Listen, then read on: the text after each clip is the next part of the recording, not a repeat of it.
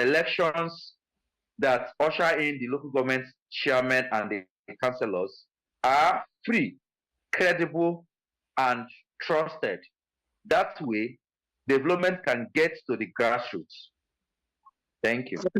Thank you very much, Mr. Okolie. Is Okolawole there now? Yes, I'm here. Hello? Okay, let me go back to Honorable Opayemi. Honorable Opayemi. Let me start. I'm here. I'm all here. Let's start from the point of view that it is shocking to me that the federal government took that kind of a case to Supreme Court for education. I say this in all sense of responsibility. Because the people who are serving the responsibility of the federal government today have either have once been governors of the state, they have either been senators, or they have either also been local government chairmen themselves and others. And you find out that when they were governors and what have they, all the inputs that are associated with the management of the resources of the local government today, the structures of the local government today, elections or democracy at the grassroots level, at the local government level and all that, began from under their domain. So what has led to the change of heart today, I really don't know. And as we say in law, whoever goes to equity go with a clean hand. It doesn't appear to me that those who took this case to court have a clean hand in respect of this matter. That is my first point of departure. The second one is that when you look at the decision of the Supreme Court and all that, it would appear to me just like one of the contributors have said, to be born out of the doctrine of necessity. The Supreme Court does not want the local government to die off the way it is going. Because if the local government is not protected, the rapacious manner in which the governors are managing those local governments would eventually lead to threat of the local government. And whereas you and I should know that the local government have more responsibilities under them than even the state government, than even the federal government and all that. So when you look at chapter 1, verse 2 of the Constitution, I think under section 7 there, you will see that what the Supreme Court has simply tried to do is to protect the local government from withering out. Especially on the side of the councillors. I know of like 20, let me say 10 or more councillors that are from various parties. Accord, we have councillors that are from Accord party. We have councillors that are from PDP.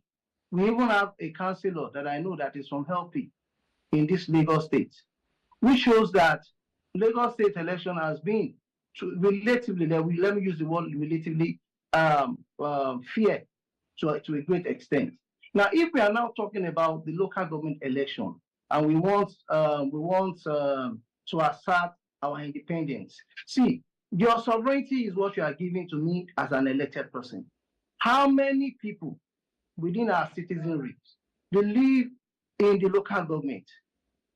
We have nostalgia at the local government election level, whereby people don't come out to vote. Those places where people came out to vote, they were able to elect the people of their choice. I can tell you of that of Agege. I can tell you of that of Mainland. I can tell you of that of Odiolowo. You can go and testify.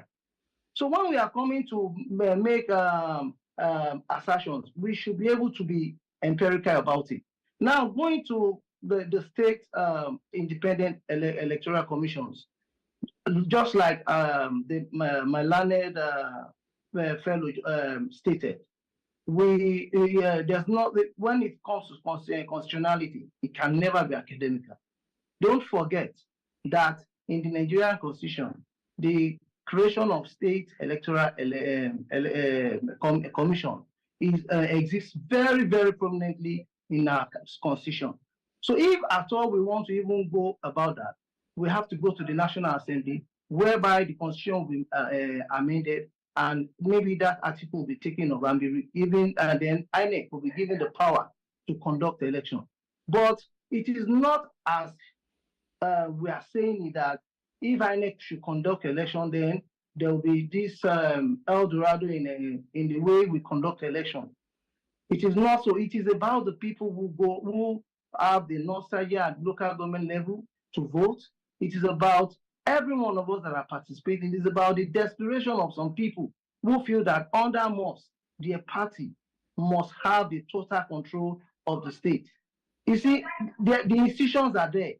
The players in the institution, how well, as in how sincere are they to us? How sincere are they? The players and everybody that are there, how sincere, how committed are we?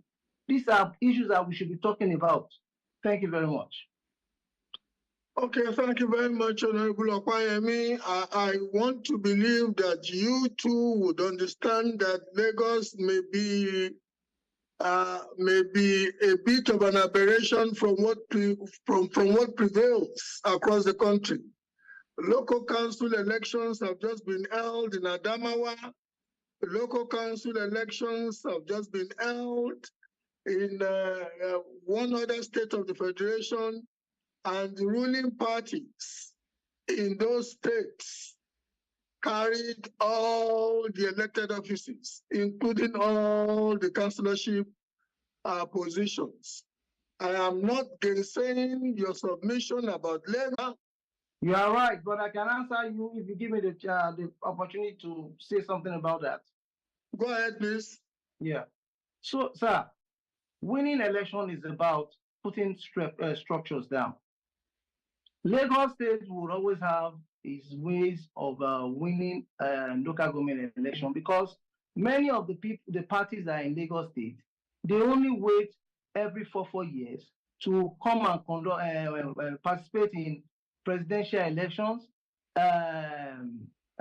senatorial elections, House of Rep election, House of Assembly, and governor election. Once that is won, they go back and then they go and sleep.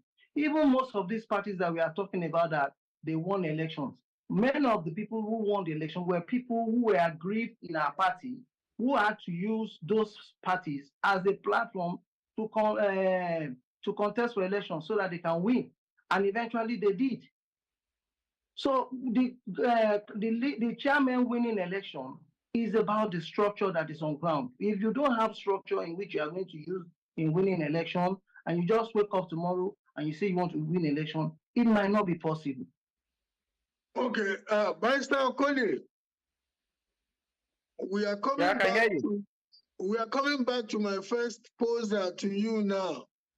Realpolitik, as explained by Honorable Opayemi, who is a practitioner of the trade, speaks to the fact that as good as the intention of the justices of the law lords, the justices of the Supreme Court may be, at the end of the day, is a function of the point that you made so articulately. That's, how elections conducted by the state independent electoral commissions are somewhat relatively warped when juxtaposed with elections conducted by INEC.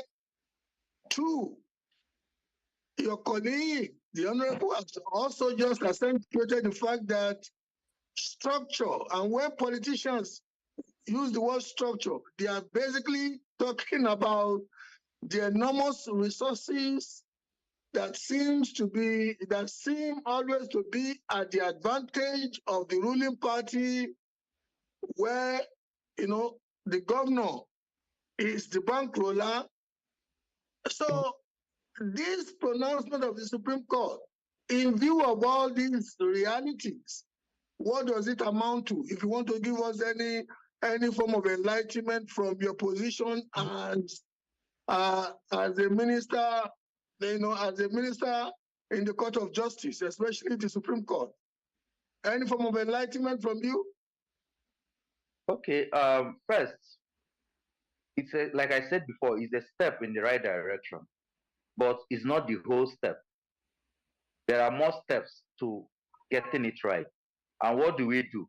First of all, we have to get our election system to be very okay. Our election, even the ones for National Assembly, even the ones for state houses of assembly, even the ones for governorship and presidential, we've not gotten them right. And it will trickle down to the local government elections. What am I trying to say? When people are done with voting for these elections, like I said before, there is a sense of disillusionment that affects them when it comes to coming out to vote for the local government council elections.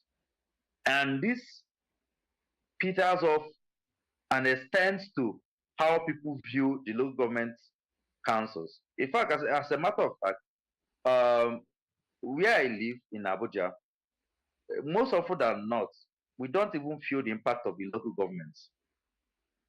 So it shows that for people to understand and appreciate the local government system, a lot of our institutions have to be strengthened. And what am I trying to say?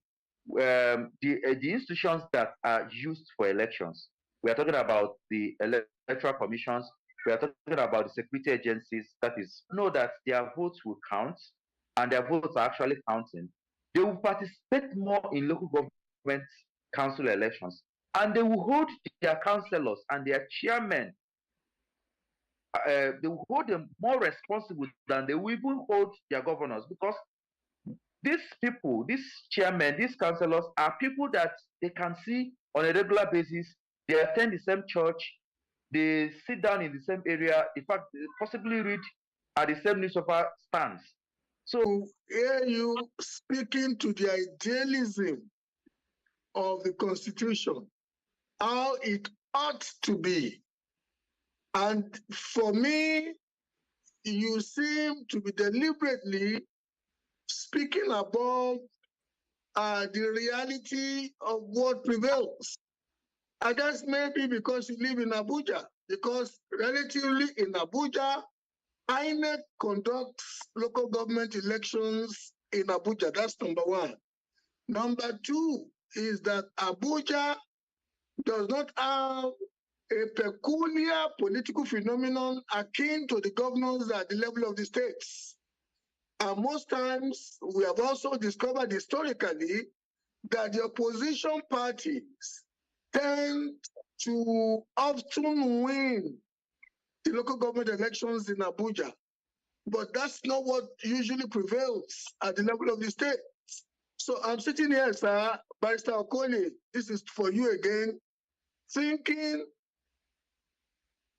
you may not be addressing the realities that instructed the litigation by the incumbent Attorney General to seek for the pronouncement of the laws on the autonomy, on the financial autonomy of local governments.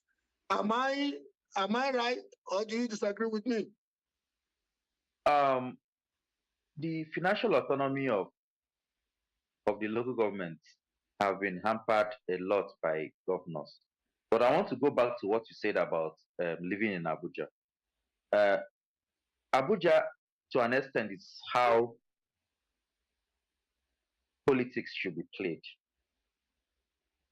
You hardly see a high level of political breeding, clashes and all that. Not because there are no humans in Abuja, but because there is a high level of security presence. Now, coming to the financial autonomy that you talked in your last question. First, if a governor, being the leader of a state, determines who contests what and when, there will be a lot of patronage when it comes to handing over the coffers of the local government to him, in order to ensure that at the end of the election cycle, the person is still in good books of the governor for future recommendation to other offices. But when we get our elections right, when we don't need to get blessings from personalities, from principalities, it will go a long way in ensuring that our local government system works. And as Nigerians, we really need our local government system to work, because the local government systems are the drivers of development. There is no country that is developed that their local government system, be it county or whatever terminology is called, it's not, those systems are not working.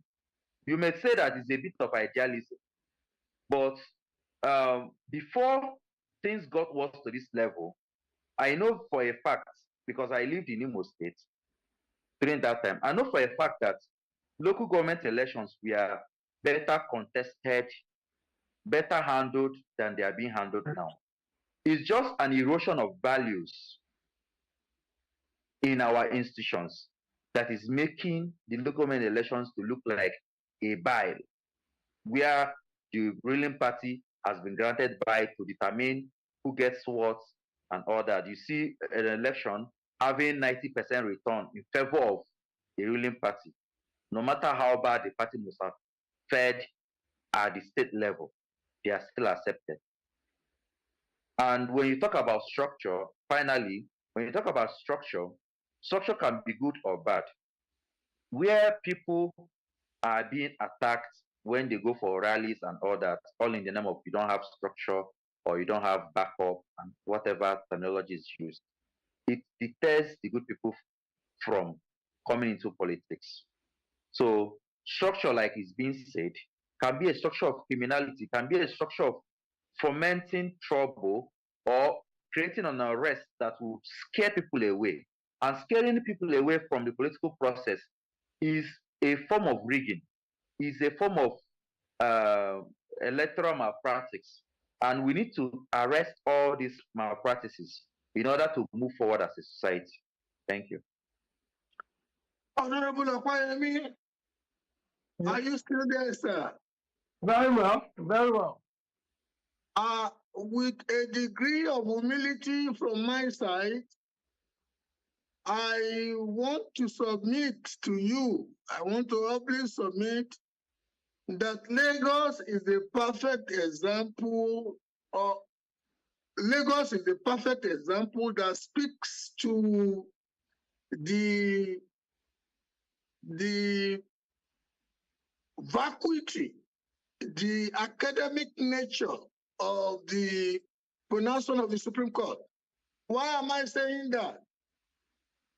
There are only 20 constitutionally recognized local government authorities in Lagos.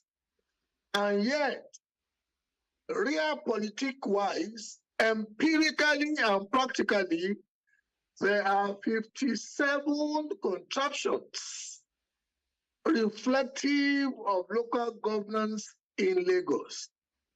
And within the context of the reality in Lagos, even if funds were to come from the federation account to the 20 constitutionally recognized LGAs, the chairman of those LGA cannot afford to want to assert holding to them, because there must be a peculiar arrangement for those funds to be shared by the LCDAs that were birthed from the 20.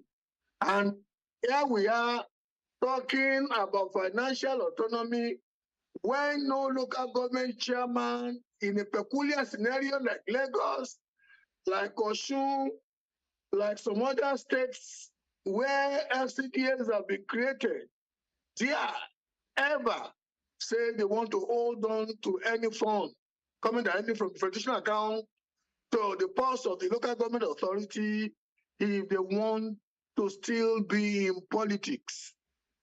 Honorable Okoyemi, as a Lagos politician, an elected officer of a local government entity, how would you respond to that? First and foremost, I want to ask you, sir, as you have said, that 20 local governments are recognized within in the constitution. Are you telling me that the areas within the 37 LCDs are not anywhere in the map of Nigeria? Or are they not part? Sorry, I'm coming bit by bit. Are they not part of those 20 local governments in their various areas of demarcations? Do One. we, Honorable Opayemi? Yes, sir. Do we or can we agree that when the funds are emanating, when the funds are coming from the Federation account, going to Lagos for under the heading of local government funds, they will only go to 20 entities? Do we agree on that? I'm not going to speak to that because I'm not the Attorney General of Lagos State. So I have limitations where I can answer questions. Being a public servant, so I won't be able to answer that on here. But what I know is this: one, don't forget that the Supreme Court, by its judgment made far back in 2005, recognizes that there are 37 LCDs in Lagos State. And it is still the same Supreme Court that has given a judgment that, okay, go and pay money directly to the local governments. Now, I know lawyers when they want to play with words.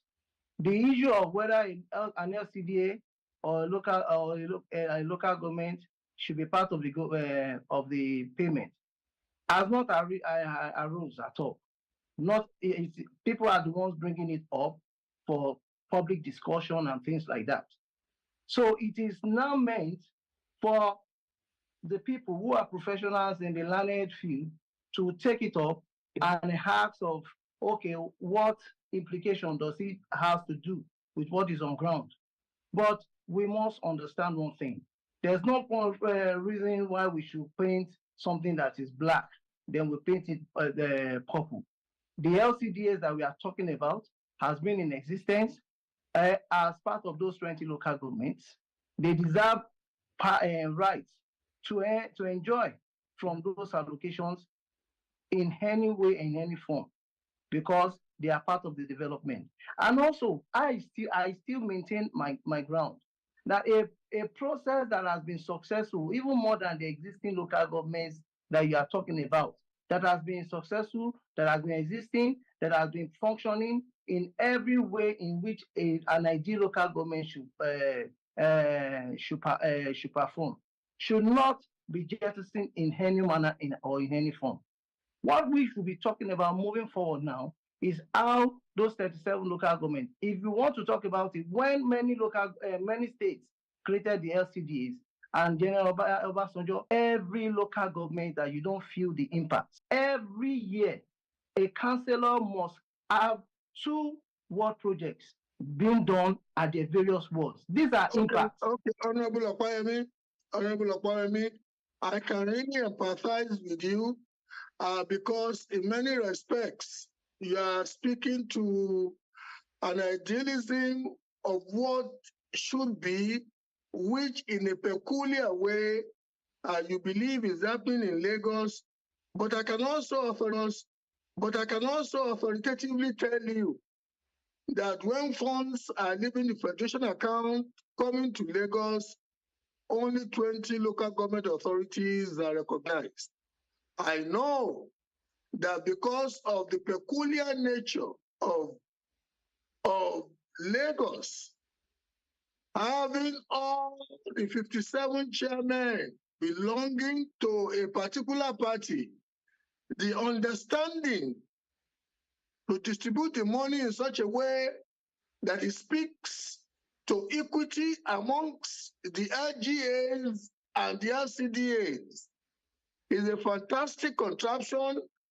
As a Lagosian myself, I am happy as a Lagosian who also believes that Lagos ought to have gotten more than 20 LGAs, and indeed there should be a mechanism that should recognize the LDAs. I feel you But my brother, reality is reality. When those funds are leaving Federation account, they are coming just to 20 designated addresses. I agree with you. That takes me to the barrister now. I'll come back to you. We still have an opportunity. Barrister Okolie. Now, Yes.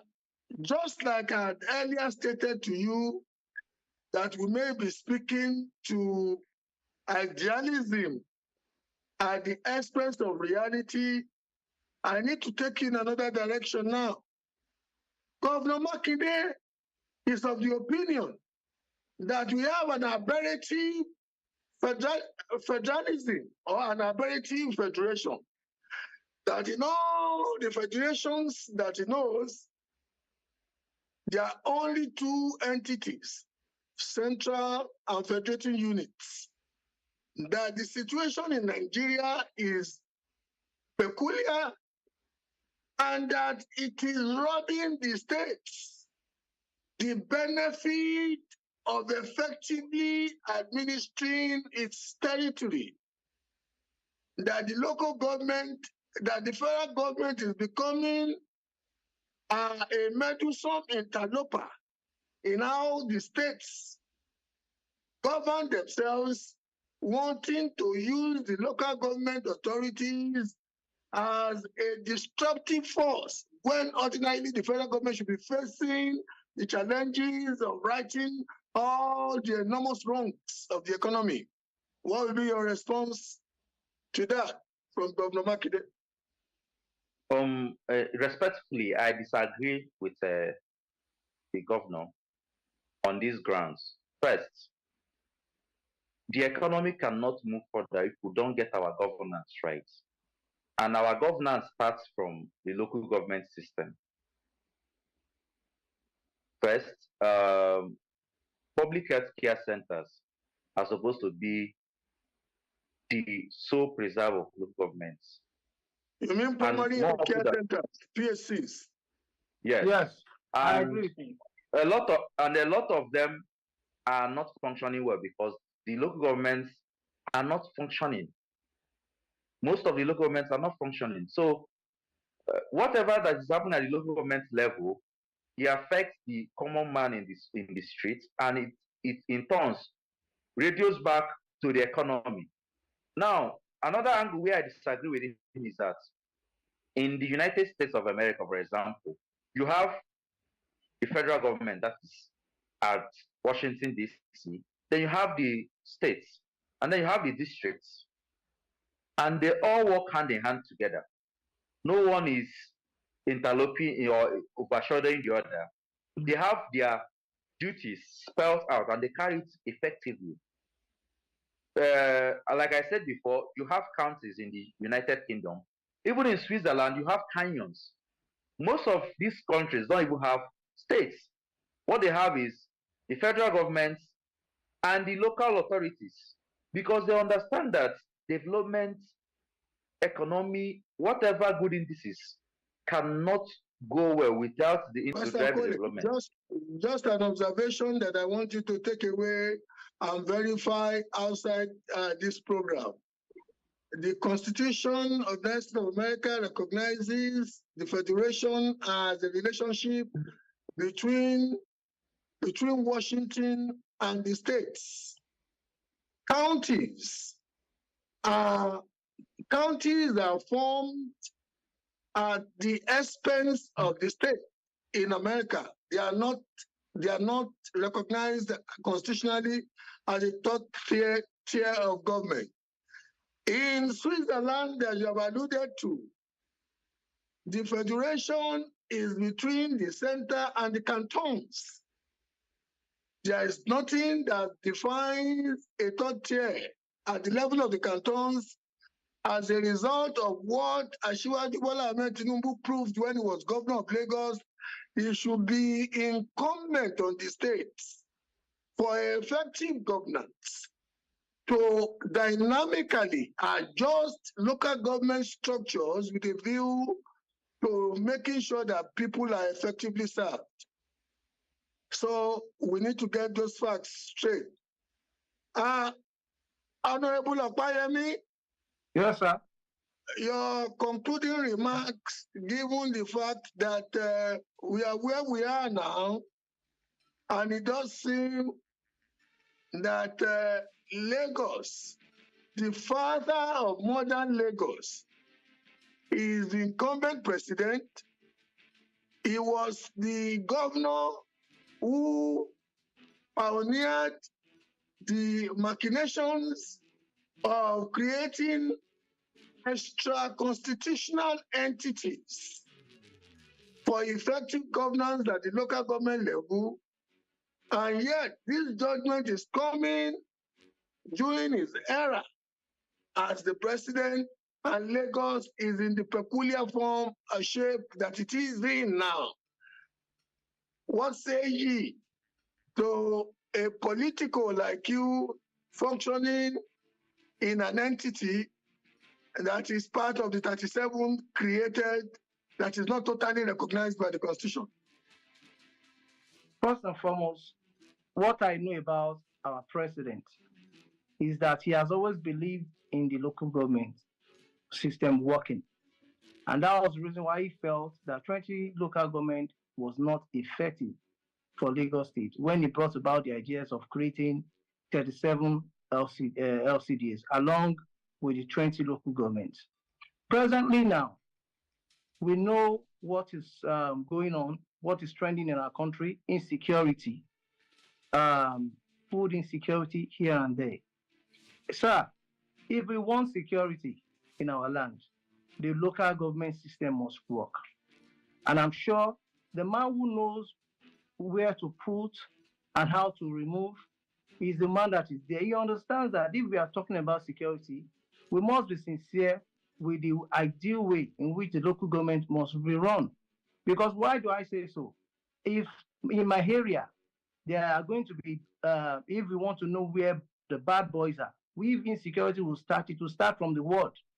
The councillor of the ward would understand that, okay, so some guys are gathering there, and there can be a cry out. And that's why Lagos is working. Every month, we always have a police peace and security meeting at the local government level, where all the security houses will be represented. And then we talk about where areas where there are possible security threat, and actions are taken immediately. But in local governments whereby they are locked, maybe once in every week, they come in and they just do what they want to do, they go. How do you expect that security will be effective there? And these are the things that this man understands. That if you want to talk, sorry, sir, before I finish, sir, if you want to talk about food insecurity, the local government can actually facilitate to see how agriculture can be successfully manifested in the nations. For example, if you give every local government chairman a mandate that, look, you must have, each local government must be ready to have a farmland whereby they produce one or two things, you can imagine how food insecurity will be taken off. So what I'm trying to say is that Asiwaju Bola Ahmed Tinubu understands that local government is the main. My brother, don't let's speak idealism. Reality is that in many of the metropolitan LCDs and local government areas of Lagos, daily people are robbed on the streets. They have councillors in those streets. You know, people are robbed in traffic. And you don't even have the land. Let me give your colleagues the opportunity to wrap up. So can you just, so that you see, if there are anybody that are robbed, the robbers most times don't get scot-free. Let me give you, there was the time during the EndSARS riot, the guys who in my area went to cut away these properties in the. I'm not talking about EndSARS. I'm talking of normal days. No, I'm just normal days. The boys who carted away with the properties, I went to their houses to collect it and return it back to the police. What I'm trying to say is that we know the bad boys. We know ourselves. We are the major. Then it's about time. Then it's about time. Councillors and chairmen got more effective because I'm basically telling you now that we daily hear of reports of bad boys functioning seemingly at large on some of the arterial roads of Lagos. And they seem to be getting away with it, my brother. Reality in Mumbai, Yeah, because what you are saying, sir, what I'm saying, the insecurity is different from criminality. See, there's nowhere, even in America, as we think it should be, there are some criminalities. But see, insecurity is when you have, see, insecurity will eventually come when there's... Let me let your colleague also have his closing shot. Okay, sir. Barrister Okolie, your closing shot, please. I believe that the local government system has to be revitalized, has to be get to a stage where it will be working. The common man can feel it. That way, it's the only way that we can get Nigeria right on the right track. That is the way we can solve a lot of the issues in our country. I agree to an extent with Honorable Bayemi. Security is a local issue. The local government, if they are working, they will work well to ensure that security in that local government is optimized. Healthcare should be a local government issue, at least at the level of primary healthcare centers. Education is equally something that the local government should handle because they know where the schools are, they know how the schools are. Master Okolie, I have to wrap it up at this juncture. I understand you. I fully agree with you and Opayemi on the idealism of some of the points you are making.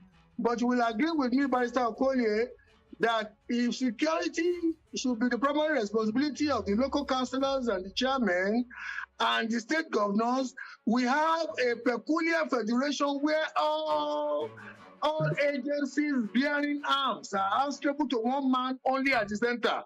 The governor's ability and the chairmen and councillors like Opayemi's ability to deploy the powers of coercion to control criminality in their constituencies are limited. You see, that is why some of us want to believe that the pronouncement of the Supreme Court, the intendment is good, but the reality is that it is academic. Thank you, gentlemen, for gracing the show. We look forward to having you some other time. Time is far spent. Thank you. Thank you very much. God bless you. Thank you. I want to say thank you to you, members of the audience. Thank you very much. For today. My name is Steve.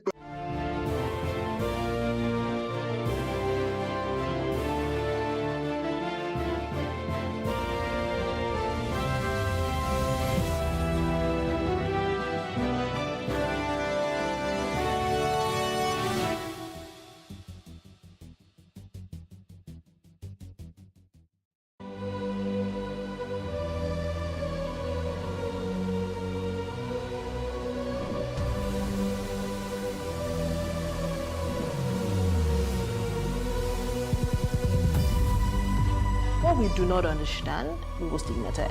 What you can see is the remaining of the tanker that exploded. The suspect equally confessed.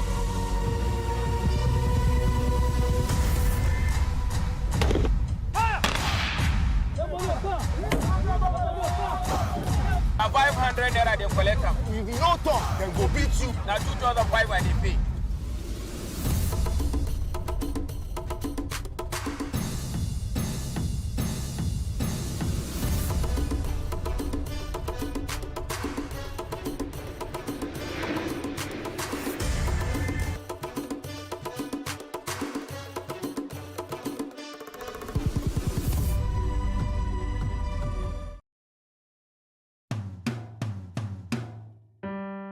My name is David Oladimeji Olukemimako, a son of Awa Ijebu, Ogun State. Here is my good old days story. I was born in Ibadan at St. Mary's Catholic Hospital, Oluyoro, Okiofa, to the family of Abraham Olukoya, Adeyinka Mako, and my mother, Olabisi, the only child of her mother, was from Iba, Imobi, in the Jebu Waterside area of Ogun State. I was raised by maternal grandmother, Madam Odilia Taiwo, Mami Ekotado. I was a gifted fisherman even before I turned 10 years old. I left the village of Itase for Ibadan, and I got enrolled at St. Saviour's African Church School, Ekotado, Ibadan. Ibadan then became my world, where table tennis took all my attention in those growing old days. Traversing the various playing locations like Agbokojo, Racecourse Ibadan, and Liberty Stadium in search of fame and fortune. And as a young boy, I was very rascally and had my fair share of youthful exuberances. Ibadan Grammar School offered me opportunity for both education and sports. The school tempered my deviance, and the boarding house provided me enough activities to refocus for the future. Sincerely, for me then, no real role models beyond peer group influence. I had friends who were very studious. I tagged along, and I was better for it. Oliver Baptist High School, Oyo, and University of Ibadan provided enough experiences that shaped my life and contributed largely to my modest accomplishments in life. Of course, Lagos State welcomed me after my National Youth Service year, and since then, there was no looking back. I must admit that Lagos remains a land of opportunities and a great state for those who dream and labor. As I take a look back and mirror into the past, I saw exciting and memorable moments. Moments where the economy seems to be working. Moments where security was not a major issue on the front burner. Moments where communal spirits were high and trust issues were no challenges. So I wondered, where did we get it wrong? Will our children believe us when we say we had so much fun in those days? I appreciate how far this country has come from a population of 45 million in 1960 to 200 million plus today. Within the same land space, we need to now begin to be positive in our response to Nigeria. Our challenge now is to focus on how we can change the narrative. How, instead of talking about good old days, be projecting into a future that is greater than our past. I am an accomplice and partner in this drive and desire to make our tomorrow better than our today. Shemore, I'm with you all the way in this journey. God bless our nation. God bless Nigeria. Picture this. You're sitting at a table, ready to indulge in a mouth-watering meal. Stop. For many of us, it is hard to resist the temptation, especially when it comes to enjoying a juicy beef dish. But have you ever stopped to think about the impact of your food choices on the greater good? Our food choices have a great impact on others. The beef industry is one of the leading contributors to deforestation. As trees are cleared to make way for cattle ranching, it not only disrupts the delicate balance of ecosystems, but also contributes to climate change. We can make a difference with our choices. It does not mean we all have to become vegans overnight. Imagine enjoying fish and poultry a few times a week, indulging in beef just once a month, and filling our plates with plenty of plant-based goodness. Every little bit counts. And even small reductions in our intake can make a huge impact on the climate. By making smarter food choices, we're not only taking care of ourselves, but also the planet we call home. Remember, the choices we make today lead to a better tomorrow.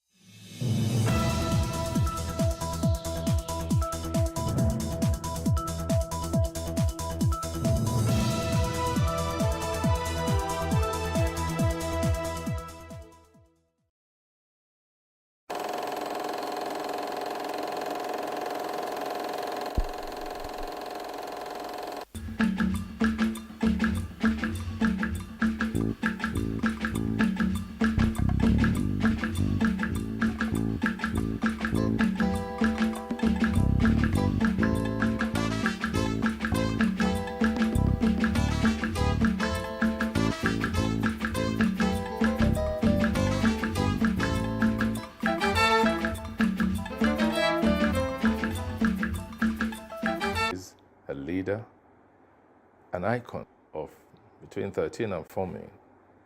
My guest is a member of the Federal Republic, someone who has mentored great numbers of young, aspiring, and successful musicians. Please welcome with me Chief Commander Ebenezer Obey. Ebenezer Obey began his professional career in the mid-1950s after moving to Lagos. After tutelage under Fatai Rolling Dollars Band, he formed a band called the International Brothers in 1964, playing high life and juju fusion. The band later metamorphosed into Inter-Reformers in the early 1970s with a long list of juju album hits on the Decca West Africa music label. Though he did not create the juju music style, Ebenezer will say that both my parents, my father and my mother,